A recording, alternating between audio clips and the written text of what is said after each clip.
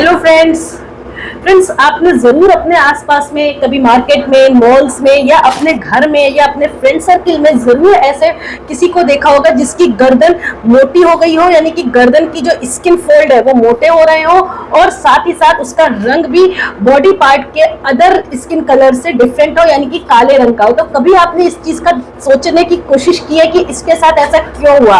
तो दोस्तों, मैं डॉक्टर शहला नाज आज आपको इस वीडियो में बताऊंगी इसके क्या कारण है और इसका क्या समाधान कर सकते हो आप। दोस्तों, वीडियो अंत तक जरूर देखिएगा और साथ ही साथ अगर आपको वीडियो पसंद आए तो लाइक एंड शेयर करें। आपका कोई सवाल है तो कमेंट करके पूछ सकते हैं। दोस्तों, जिन्होंने मेरा चैनल अभी तक सब्सक्राइब नहीं किया है तो उसको जल्द से जल्द सब्सक्राइब कर दें। तो दोस्तों, होता क्या है, एक्चुअली गर्दन की जो स्किन होती है वो काले रंग की क्यों पड़ जाती है या उसमें फोल्ड्स क्यों पड़ जाते हैं? उसके दो रीजन होते हैं। एक मेडिकल कॉज होता है, एक इन्वायरमेंटल या फिजिकल कॉज होता है। आप सोचते हो कि शायद आपके स्किन का, यानी कि गर्दन की स्किन का कलर काला पड़ रहा है, डार्क दिखाई दे रहा है, तो आप उसको और रगड़ते हो, साबुन की मदद से, स्क्रब से उसको रगड़ना शुरू कर देते हो ताकि वो कलर फेड हो जाए, हल्का पड़ जाए। लेकिन ऐसा नहीं होता है, बल्कि वो और काला पड़ जाता है। फीमेल्स उसकी वजह से फैंसी ब्लाउजेस नहीं पहन पाती और साथ ही साथ मेल्स उसकी वजह से ओपन नेक वाले जो टी शर्ट्स आते हैं वो नहीं पहन पाते हैं और शर्म की वजह से आप स्कार्फ लगाती हो या कवर अप करने की कोशिश करती हो। तो दोस्तों, उसको आप रगड़िए नहीं, आप किसी तरह का केमिकल यूज मत करिए, क्योंकि वो और ज्यादा बढ़ेगा, एग्रेवेट होगा, ना कि घटेगा। यहाँ पे मैं आपको मेडिकल कॉज और साथ ही साथ फिजिकल कॉज बता रही हूँ। वो एक तरह की मेडिकल कॉज और साथ ही साथ क्या होता है दोस्तों, मेडिकल कॉज में इस बीमारी को जो है हम एक्एंथोसिस निग्रिकेंस कहते हैं। ये जो बीमारी है, इसमें आपकी नेक की जो स्किन होती है वो काली तो पड़ती ही पड़ती है, साथ में वो वहां पे मोटी हो जाती है और उसमें फोल्ड्स पड़ जाते हैं। और दोस्तों, जो स्किन फोल्ड हो जाती है तो उसकी वजह से वहां पे कई बार खुजली और जलन होती है और जो पसीना आता है गर्दन में उसमें स्मेल होती है, बदबू होती है। ये जो बीमारी है ये 60 से 74% लोगों में 40 से 60 इयर्स की एज ग्रुप में जो मोटे होते हैं, यानी मोटापे की वजह से उनमें पैदा होती है।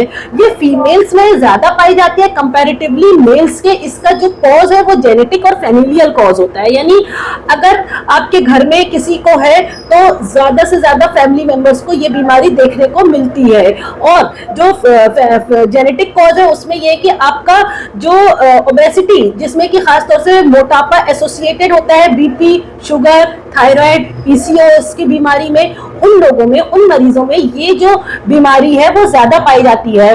तो ये जो बीमारी है दोस्तों, जिसे कि हम एक्एंथोसिस निग्रिकेंस कह रहे हैं, ये आप साबुन से रगड़ने से या किसी और तरह की मदद से अगर आप उसको खत्म करने की कोशिश कर रहे हो तो ऐसा नहीं करो। इसका प्रॉपर ट्रीटमेंट आपको आगे बताऊंगी, आप वो करो। और साथ ही साथ अब आपको बताती हूँ कि फिजिकल और एनवायरमेंटल कॉज क्या होता है। सबसे पहला जो कॉज होता है वो है धूप के सनटैन की वजह से। दूसरा, आप कोई चेन वगैरह पहन रहे हो लॉन्ग ड्यूरेशन के लिए, जिसकी रगड़ की वजह से वहां का जो स्किन कलर है वो डिफरेंट हो जाता है, काले रंग का हो जाता है, ठीक है। और साथ ही साथ स्किन कलर तो काला पड़ता ही पड़ता है, वहां पे आपके स्किन टैग यानी मोल मस्से जैसा भी बन जाता है उसकी वजह से। या तो फिर आप टेल्कम पाउडर वगैरह का प्रोलॉन्ग टाइम से, लंबे समय से इस्तेमाल कर रहे हो, या आप परफ्यूम है, सेंट है, कोई ऐसा साबुन जिसमें फ्रेग्रेंस वगैरह है जो आपकी बॉडी को सूट नहीं कर रहा है, आप वो यूज कर रहे हो। या तो फिर हो सकता है कि आप जो हेयर डाई अप्लाई कर रहे हो उसमें केमिकल होते हैं बहुत सारे, जो कि केमिकल आपके नेक रीजन को इफेक्ट कर रहा है, उसका रंग चेंज होता जा रहा है स्लोली धीरे धीरे।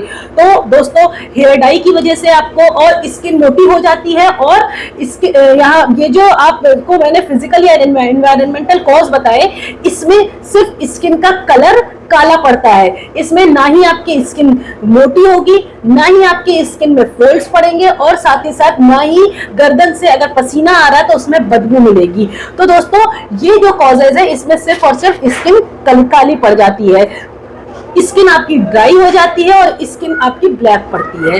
अब यहाँ पे मैं आपको बताती हूँ कि आपको दोनों में, यानी कि अगर आपका बीमारी यानी कि मेडिकल कॉज है जिसे कि हम एक्एंथोसिस निग्रिकेंस कह रहे हैं, उसका ट्रीटमेंट आपको क्या करना चाहिए।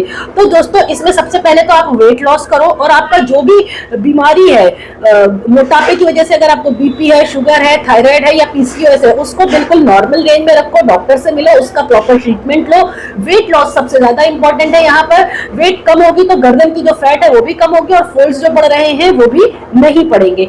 इसके अलावा मॉर्निंग में यानी सुबह में आपको क्या करना है, बेंजोइल पर ऑक्साइड 4%, दोस्तों ध्यान दीजिएगा, बेंजोइल पर ऑक्साइड 4% वॉश लीजिए या सैलिसिलिक फोम 2% वॉश, दोनों में से कोई एक चीज लीजिए, उससे अपनी गर्दन को क्लीन करिए। उसके बाद आप सुबह में, ये मैंने आपको बताया है, आप उसके बाद कोकोनट ऑयल और उसमें विटामिन ई ऑयल मिक्स करके गर्दन पे आप अप्लाई कर लीजिए, ठीक है। अब आपको रात में क्या करना है, जो मैं दवाइयां बता रही हूँ उनमें से कोई एक जो आपको स्किन सेंसिटिविटी टेस्ट करने के बाद, यानी पहले थोड़ा सा आप अपने हाथों पे लगाइए, इचिंग वगैरह नहीं है, बर्निंग जलन सेंसेशन नहीं हो रही है, तो फिर आप गर्दन पे अप्लाई करिए। जो दवाइयां बता रही हूँ इनमें से कोई एक आप अपने मुताबिक चूज करिए। सबसे पहले रेटिनो ए 0.025% क्रीम है, या तो फिर रेटिनो 0.05% है, या आपका एडेप्लिन जेल है 0.1% है, या तो फिर आपका टेजोरोटीन जेल। आप कोई भी इन चारों में से एक लीजिए और अपनी गर्दन पे कम से कम रात में सोते समय 3 महीने के लिए अच्छे रिजल्ट्स के लिए दोस्तों लंबे समय तक लगाना पड़ेगा। रोज रात में आप इन चारों में से कोई एक मेडिसिन चूज करिए सेंसिटिविटी टेस्ट करने के बाद, और 3 महीने तक अपनी गर्दन पे लगाते रहिए। डेफिनेटली आपको इस बीमारी से फायदा मिलेगा, पहुंचेगा। अब दोस्तों बताती हूँ, अगर फिजिकल या इन्वायरमेंटल कॉज है तो उसमें अगर आपको धूप से सेंसिटिविटी है, सनटैन है, तो आप धूप में बिल्कुल भी कवर अप करके निकलिए, फुल टी शर्ट पहन करके या तो फिर स्कार्फ वगैरह रैप करके निकलिए, यानी कि धूप की रोशनी से उस पर बचिए। उसके अलावा क्या करना है, अगर कोई केमिकल आप यूज कर रहे हो, डीओ डायरेक्टली, परफ्यूम या कुछ भी आप डायरेक्टली अपने गर्दन पे दे रहे हो, लगा रहे हो, तो उससे बिल्कुल बचना है। Chemical use soap, chemical mix soap से बचना है आपको। और साथ ही साथ आपको, अगर आप कोई चेन वगैरह पहनते हो तो कुछ दिनों के लिए उसको आप बंद कर दो, अवॉइड कर दो। कई बार चेन की वजह से भी गर्दन काली पड़ जाती है। और इसके अलावा दोस्तों, आप अगर एमोनिया मिक्स हेयर डाई ले रहे हो तो एमोनिया वाला हेयर डाई बिल्कुल मत यूज करो। नेचुरल हेयर डाई यूज करने के लिए आप ले सकते हो, उससे नेचुरल डाई से आप अपने हेयर डाई यूज कर सकते हो। इसके अलावा दोस्तों, आपको क्या करना है कि 1 चम्मच खट्टी दही में 1 चम्मच हल्दी मिलाइए और उसके बाद अपनी गर्दन पे उसको अप्लाई कर लीजिए खूब अच्छे से, और 20 मिनट के लिए उसको या आधे घंटे के लिए उसको लगा छोड़ दीजिए। देन उसको आप जेंटली वॉश कर लीजिए और उसके बाद ऊपर से आप coconut oil plus vitamin E oil को मिक्स करके आप रोज रात में लगा करके सो जाइए। ये आप दोस्तों 1 महीने से 2 महीने करिए।